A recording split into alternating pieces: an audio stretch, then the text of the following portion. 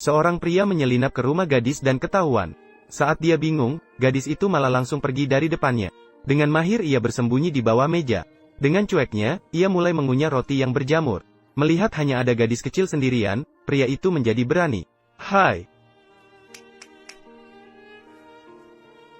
Meskipun demikian, gadis itu pura-pura tidak melihat. Pria menyadari bahwa gadis itu mungkin memiliki gangguan pendengaran. Tanpa ragu, ia mulai menggeledah lemari dan laci, berharap bisa menemukan barang berharga. Namun setelah mencari selama setengah jam, tidak ada yang ditemukan. Saat dia sangat frustrasi, tapi tiba-tiba gadis kecil muncul dari bawah meja.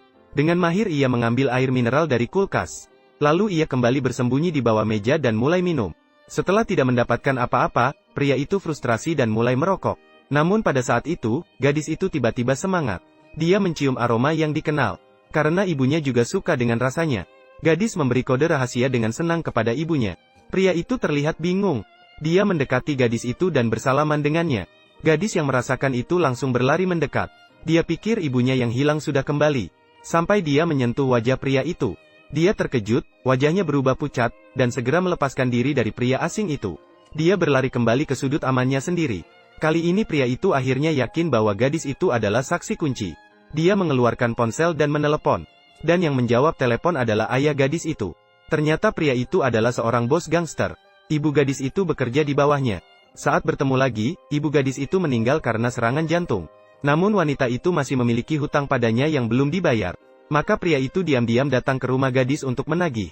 Namun dia sama sekali tidak menyangka bahwa gadis itu memiliki seorang putri. Dan ayah gadis itu, mengetahui bahwa istrinya dalam masalah, sama sekali tidak ada di sana.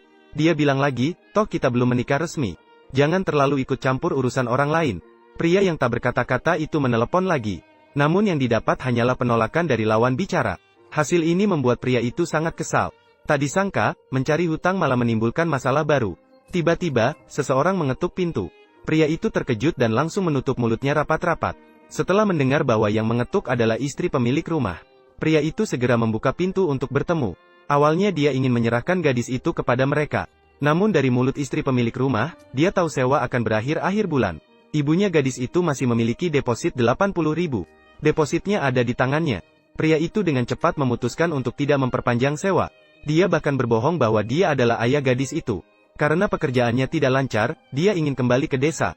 Hal ini membuat istri pemilik rumah segera bertanya-tanya dengan simpati. Pria itu segera mencari kontrak sewa di kamar. Dan benar saja, dia menemukan deposit 80.000 di sana. Tidak ada waktu yang terbuang, pria segera pulang ke rumah. Membawa barang bawaan, dia pindah ke rumah gadis itu. Berencana untuk menipu uang muka 80.000 dan kabur segera. Getaran ringan menarik perhatian gadis itu. Meraba sepatu kulit besar seperti kapal, dia tahu itu bukan ibunya. Memegang roti berjamur, dia kembali bersembunyi ke sudut yang menjadi miliknya. "Ayah, panggil ayah." Bagaimana cara menjadi seorang ayah? Kemudian pria mulai menyamar sebagai ayah selama sebulan. Dia mengambil setengah porsi mie saus pedas untuk gadis itu. Makanan yang belum pernah dia coba membuat gadis itu penasaran. Aroma khusus membuatnya ingin sekali mencicipinya. Meskipun ragu, dia tetap meletakkan mie itu. Berdiri di bawah pandangan heran pria itu. Mengambil lagi roti yang sudah berjamur. Meskipun bukan orang baik, pria itu tidak tega melihat gadis ini. Dia membuang semua roti yang berjamur. Keesokan harinya, dia meletakkan mie saus tiram di atas meja lagi. Kini membuat gadis itu tergoda dan mulai meneteskan air liur. Dia mencari-cari dengan hati-hati apakah pria itu masih ada. Tidak menemukan sepatu kulit membuatnya sangat senang. Tanpa disadari, ini semua adalah trik kecil pria untuk membuatnya makan mie.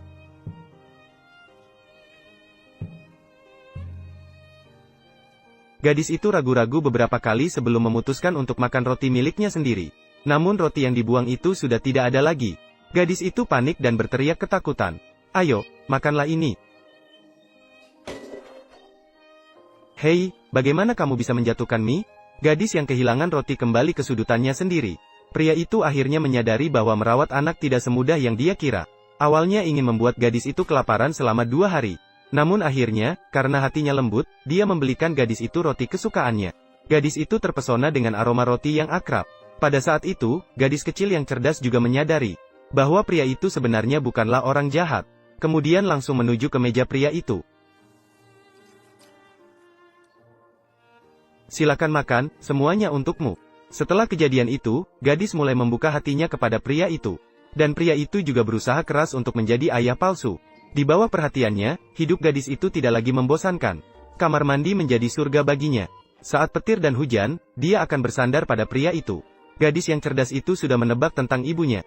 Mungkin tidak akan kembali lagi. Pria ini adalah sandaran masa depannya.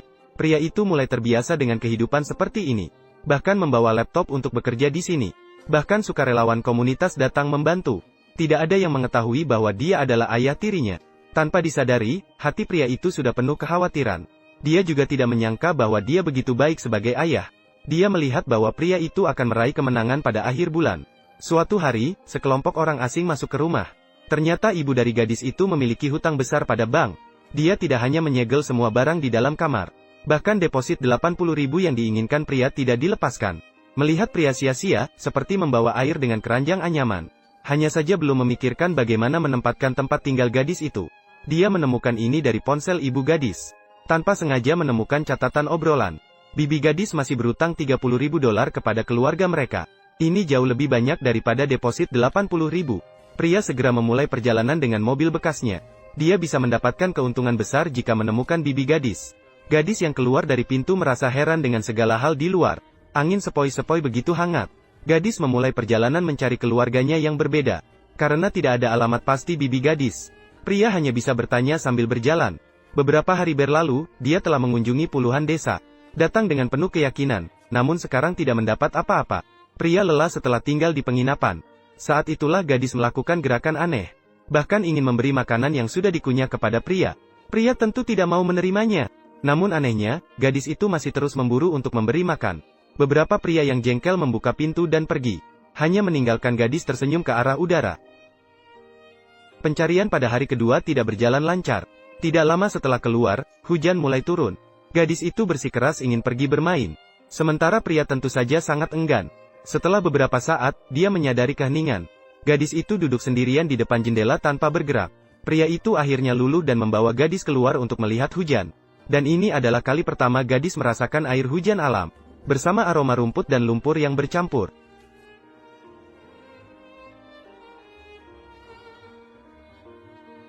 Setelah hujan reda, pencarian bibi gadis masih berlanjut. Saat melewati sebuah rumah kaca, pria itu berhenti mobilnya. Memanfaatkan kesempatan tanpa ada orang di sekitar, dia memilih semangka besar yang matang. Akhirnya, dia berhasil melarikan diri. Tanpa disadari, tindakannya telah tercatat dengan jelas. Kemudian mereka bersembunyi di tepi sungai untuk makan. Ini pertama kalinya gadis itu makan semangka. Langkah demi langkah, pria itu mengajarkan bahwa biji semangka tidak boleh dimakan.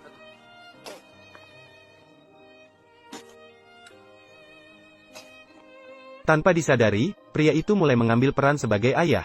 Saat itulah seorang wanita muncul, menuduh pria itu sebagai pencuri semangka, bahkan menyajikan detail kejadian pencurian. Di hadapan bukti yang jelas, pria itu tidak bisa membantah.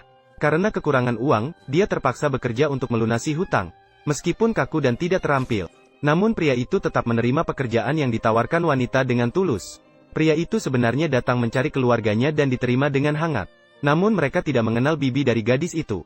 Di meja makan, gadis itu melakukan gerakan aneh dengan memberi makan pria itu. Pria itu tentu saja tidak akan makan makanan yang sudah dikunyah oleh gadis itu. Saat itu, kakek itu mengerti tindakan gadis tersebut. Mengatakan ini adalah cara untuk mengekspresikan cinta. Ibunya sering melakukannya saat mengalami demensia pada usia lanjut. Memberi makanan enak kepada orang yang disukai. Pria yang menyadari kebenaran terdiam. Setelah kembali ke dalam mobil, dia tidak bisa tenang untuk waktu yang lama. Berusia di atas 30 tahun dan belum mencapai apapun.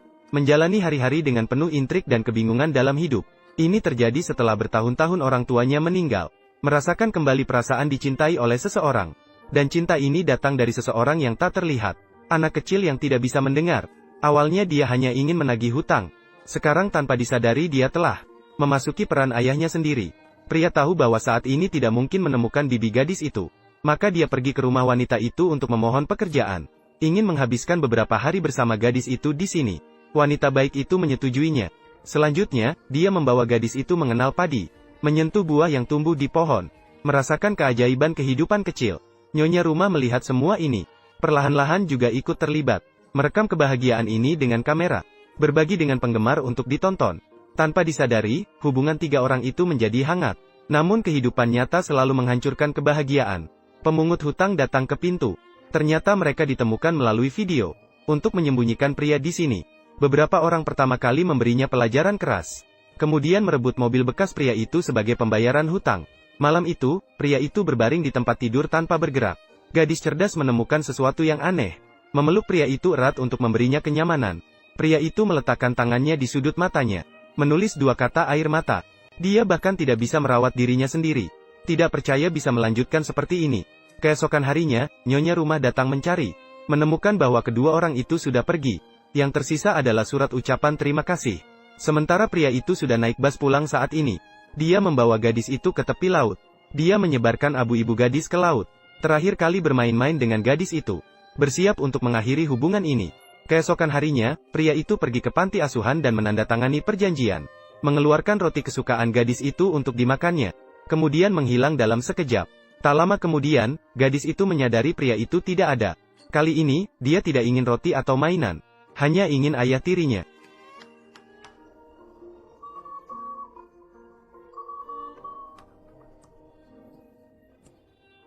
Pria yang khawatir tentangnya tidak pernah pergi.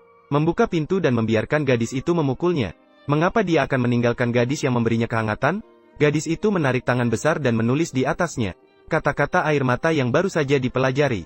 Air mata berkilau di mata pria itu saat dia memeluk gadis itu. Mulai hari itu, pria itu resmi menjadi ayah gadis itu.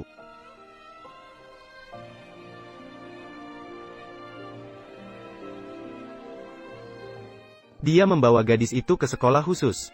Membeli mainan belajar huruf saat waktu senggang. Seperti ayah, dia mengajari gadis itu membaca dengan penuh perhatian. Gadis itu juga pintar, selalu bisa belajar dengan cepat. Akhirnya, si bocah nakal dari masa lalu